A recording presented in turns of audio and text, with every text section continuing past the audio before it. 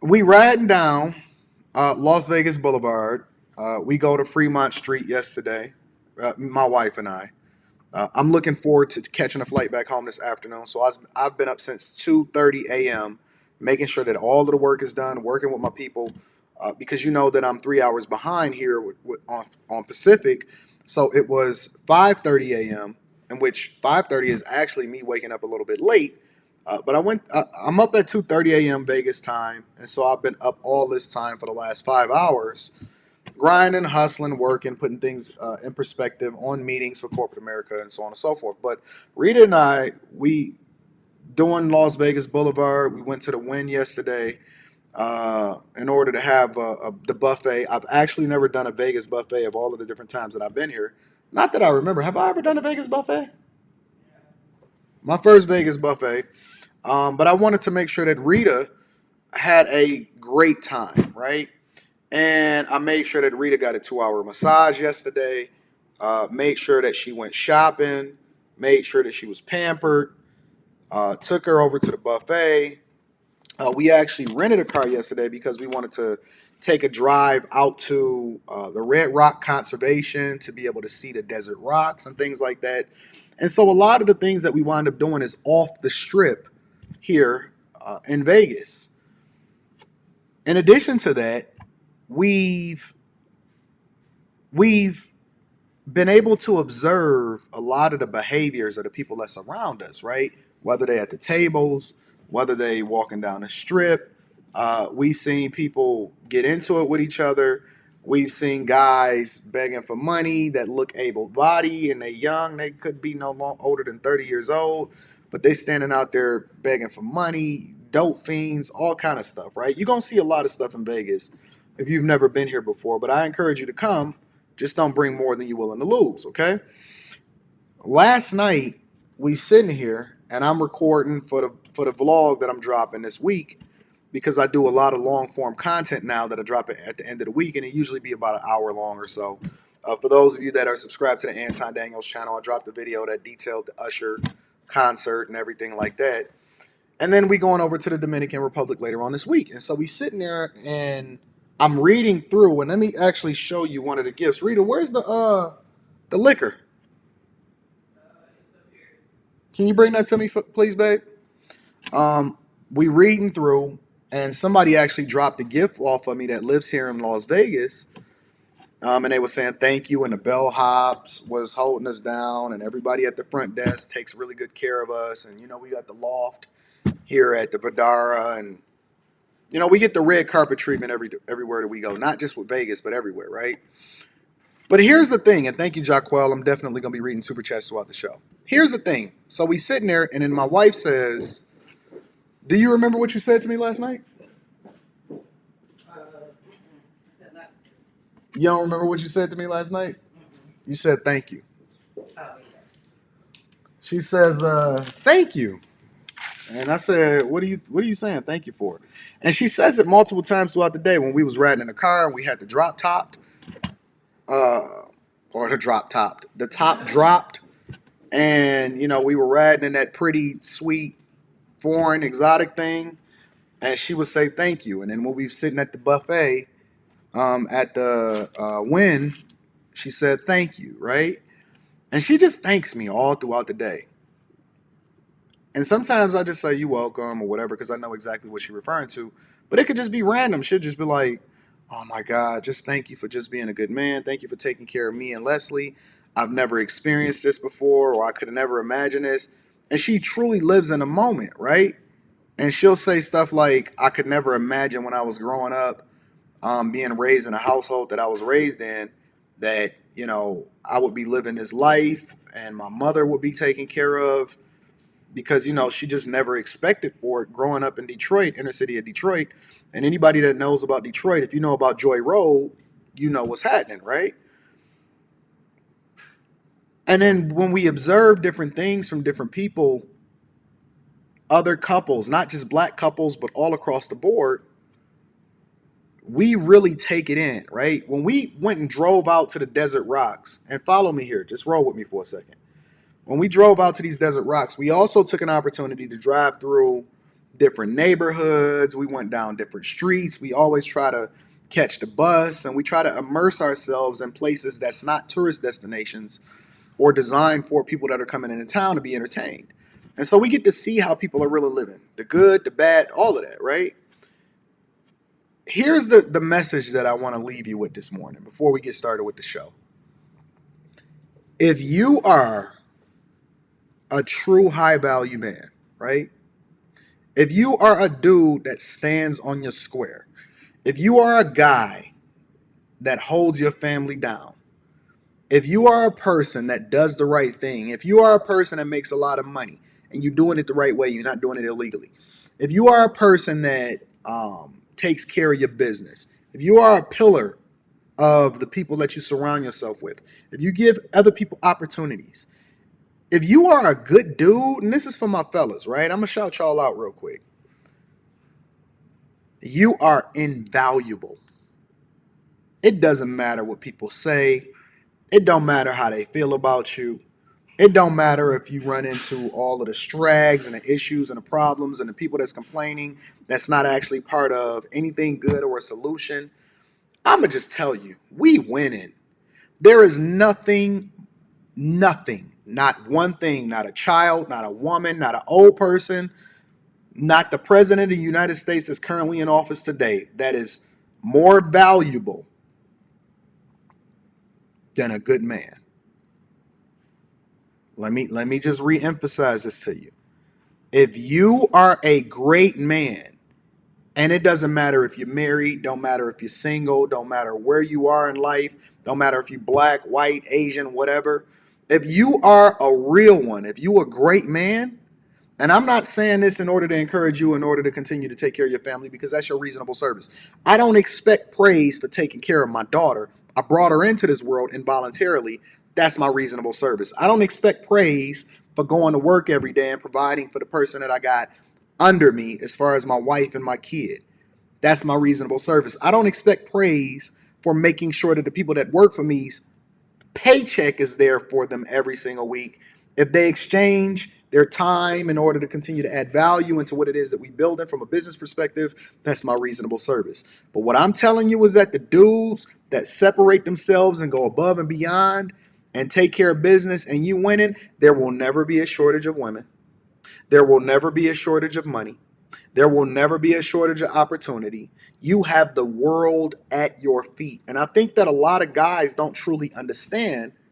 They don't understand that you keep subjecting yourself to the worst versions of us, including your friends, your family, and the women that you deal with on a regular basis, because you don't really understand that deep down within you, once you shed this BS skin that you got as far as continuing to run in the victim Olympics, thinking that you got to wait for the government to give you something, running in the oppression Olympics, surrounding yourself with people that don't add value into your life, you deep down under all of that, you're really a king. Now, that's not for everybody. Every guy not a king. Every guy don't have it in him. But I would like to think that the people that subscribe to my channel and the people that watch my content and the people that are a part of the Bag Chasers and rock with me have something else in them because they've identified something in me that resonate with them and we can relate, which is one of the reasons why I tell people that start different channels and stuff, don't worry about being popular, worry about finding a tribe. I'd like to think that the people that watch my content on a regular basis, even if you don't like me, because you're sticking around for some reason or another, right? I'd like to think that you know that you one of them ones. You one of the ones. You one of the people that's just different. You knew it the day that you was born. You knew it the time that you gained some form of consciousness in school. And we like to deny this. We like to suppress our greatness as men a lot of times in order to fit in because we too afraid of getting teased. We too afraid of being called a square. Oh, you too smart to hang around us. Yes, I am. A lot of people say, Anton, you arrogant. Call it what you want. Oh, you think you better than us? Oh, absolutely I'm better than you. What makes you better than us? Because I make better decisions than you do. That's what makes me better. It's not that I'm just inherently better than you. It's that I've taken what God has given me and I've multiplied it. And I've been a good nurturer of the people that he's allowed for me to take care of. And I've been a good steward of my wife. I've been a good steward of my daughter and the blessings, right? I've been a good steward of my money. I've been a good steward of my resources. I've been a good steward of taking care of and adding value into my bag chasers and the people that surround me. And everybody ain't got it. But often at times what happened with men is that we suppress the thing that's great about us in order to fit in order to go along to get along, in order to just get our nut off, in order to make a couple dollars short term, missing a long term vision of what God got for you. And you don't really understand your greatness because you've been suppressing it so long that you've reprogrammed yourself in your mind subconsciously to think that you don't deserve greatness because you're not willing to go out and get it. And you so busy working and waiting and looking for somebody to save you. And you don't even know that you the savior. You the person that's supposed to be somebody else's hand to pull them up out of the mire. But you're so busy working on things that don't add value into your life. And every single day, I give my all into this fucking live stream in order to try to convince you, in order to try to unlock something in you, to help you to understand what your father didn't teach you because he wasn't in your life. And so I have to then have this conversation with you on a regular basis. And I give my all, and I run into you motherfuckers in person, and I talk to you on coaching calls, and I jump on this live stream, and I try to add value into your life, and I try to be a reflection of the thing. That's why I'm open in my life so much out to you. That's why I share so much of my life to you.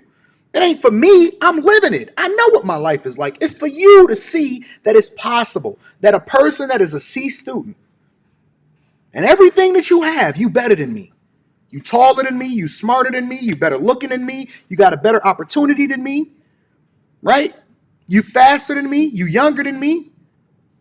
And you got me as a mentor in order to give you the game on how it is that you can avoid all of the mistakes that I made along the way in order to exponentially grow faster than me, and you not beating me. And that's a travesty. And the reason why I show this and how average I really am, but yet I have extraordinary results, is I want to show you what you missing and that you can be 10 times better than me if you then leverage what it is that you have and the real gifts and the insight and what God gave you.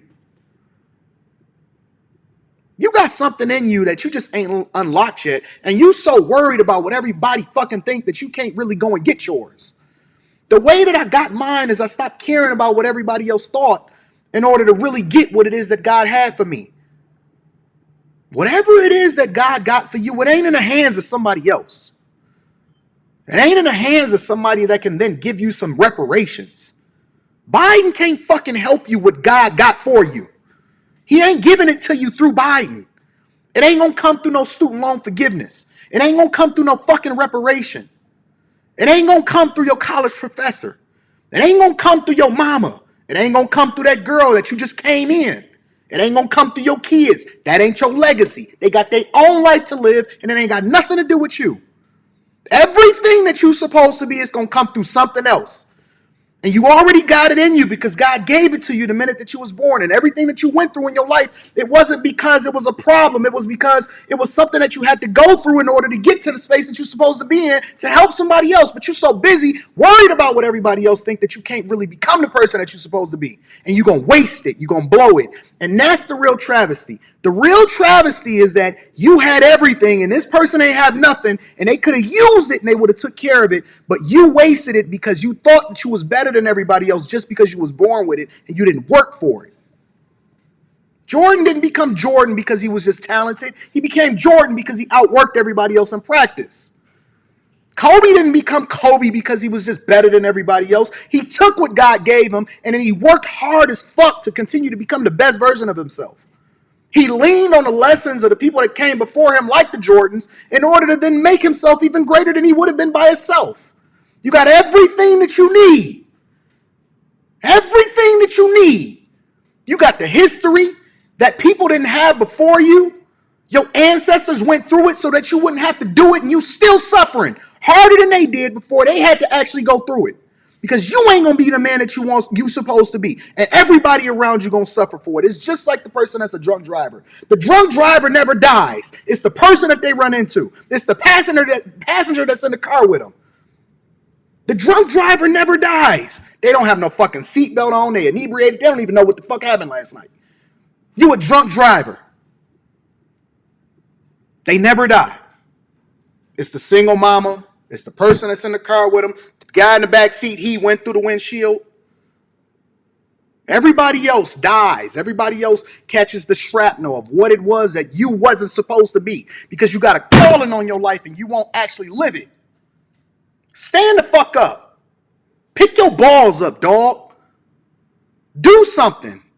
Grow the fuck up. Put the remote controller down for 5 minutes so that you can actually learn and hear what God has for you.